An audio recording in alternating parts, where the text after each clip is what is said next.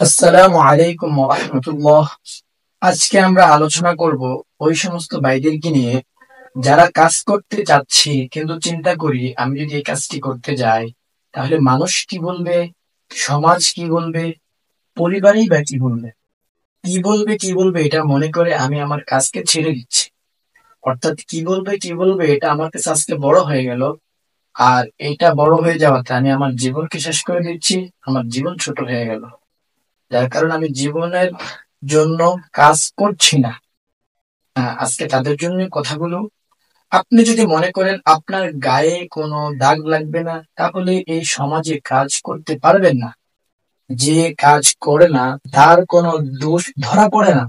আপনি যদি মনে করেন আমি কাজ করতে গেলে বিভিন্ন কথা আসবে, আমার মান সম্মান নষ্ট হবে, সুতরাং আমি আপন হালাতে বসে থাকি, তাহলে এটা হবে অনেক বড় ভুল সিদ্ধান্ত।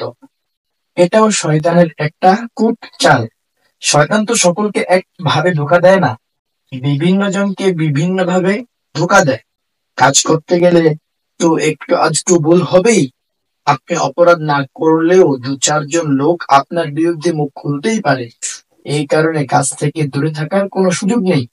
কাজ না করে ফ্রেশ থাকার কোনো মানে হয় না। এই ফ্রেশ থাকার কি কোনো মূল্য আছে? এর মধ্যে কি কোনো কামিয়াবি আছে? আছে কি কোনো কৃতিত্ব?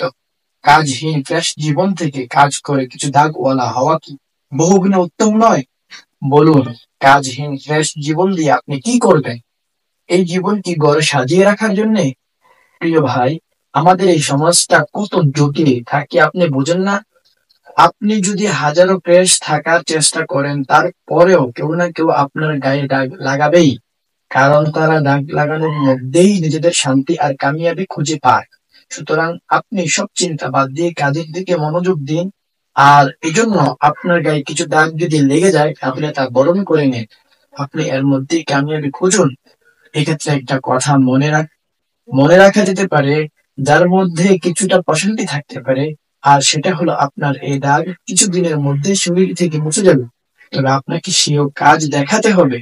যারা আপনাকে দাগ লাগানোর ভঙ্গি ফিকির করতো তারাও সরে দাঁড়াবে।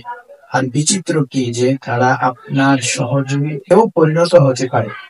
সর্বশেষ একটি কথা বলবো, যারা সব ক্ষেত্রেই ফ্রেশ থাকতে চায় এদের দ্বারা উল্লেখযোগ্য কোনো কাজই হয় না।